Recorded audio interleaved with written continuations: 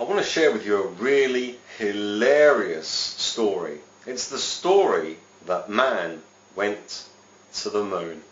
Yes, allegedly man went to the moon. Let's just take a look at the words which were spoken as the first man stepped onto the moon. The words were, "One small step for man, one giant leap for mankind." Well, you've got the word giant in there, and you've got a differentiation between man and mankind. There's no differentiation between the creation that God made, which is called man. So it was one small step for man, that's us, and one giant leap for mankind, that's kind of like a man. The tares, the half-breed, subhuman filth that infests this earth and lives here amongst us and looks like us. The abomination that God speaks of, that Jesus Christ died to save us from. The same so-called people, the kind of man that Jesus is coming to destroy and then make them kneel before us. As far as the moon landings are concerned, they never happened. It's impossible for anything living to pass through the Van Allen belt.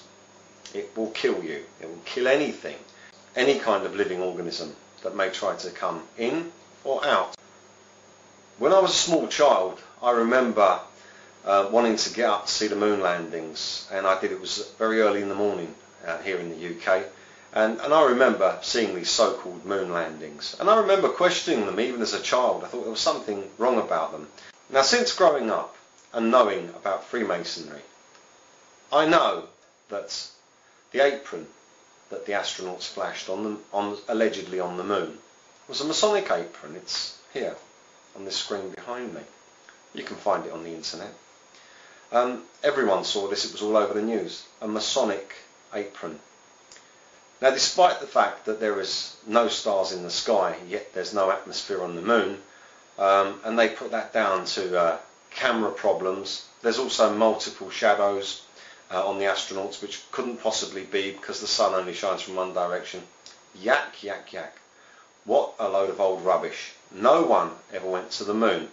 And the biggest proof that no one went to the moon is the fact that none of the astronauts, the astronauts, ever showed any excitement whatsoever at having gone on the most incredible journey to the moon and back again. So what was it like on the moon? Yeah, well, we adjusted the flight of the spacecraft, and we landed, and then we walked, and then there's no excitement now.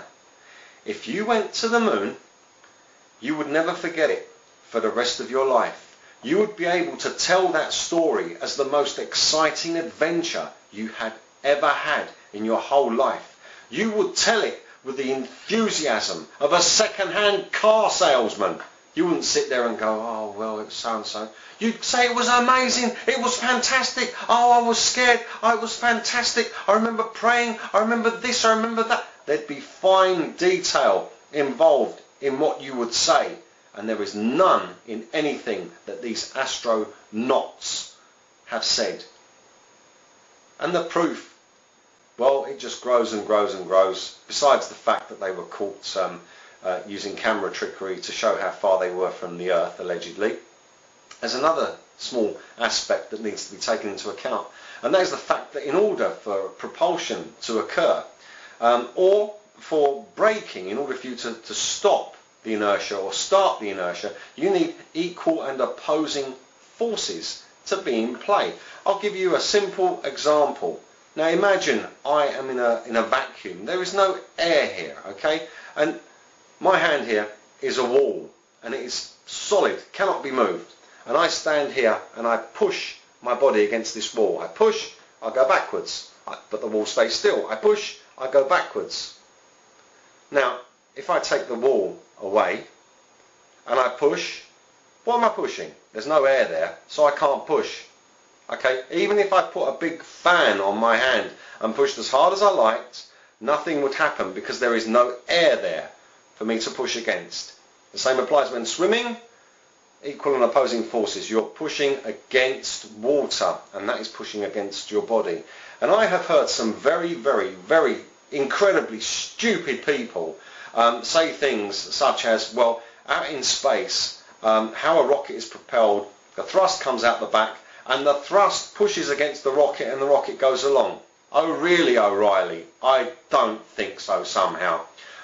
In that case, you can actually run a jet in a vacuum and make it move in a vacuum. Not possible, because it would be sucking in nothing and blowing out nothing, unlike these people who keep promoting the lies of science, because all they seem to do is suck in cold air and blow out hot air. What a load of rubbish. It's impossible to manoeuvre in space. You need gravity to pull yourself down, and you need thrust to push yourself away. Now, in order to do that, you need to be in some form of atmosphere. Space consists of nothing.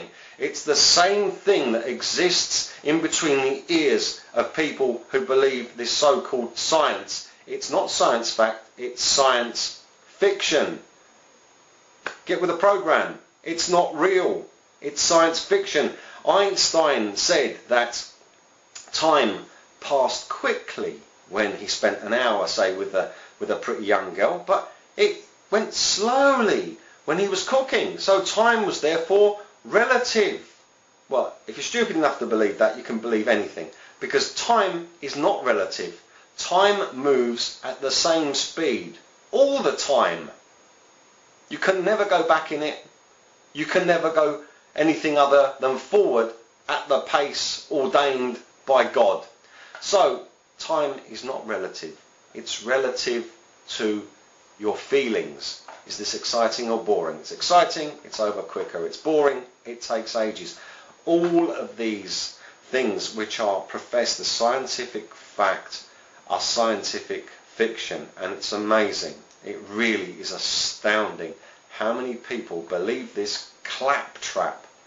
Equal and opposing forces. It speaks for itself. There is nothing in space to push against. So the thrust cannot push against anything. Therefore, it cannot push the rocket away. No. Otherwise, you'd see the shuttles performing manoeuvres like loop-the-loop. I wish people would wake up. The moon landings never happened, and everything that you've been told in your entire life has been the most fantastic lie, and it's just going to keep on growing.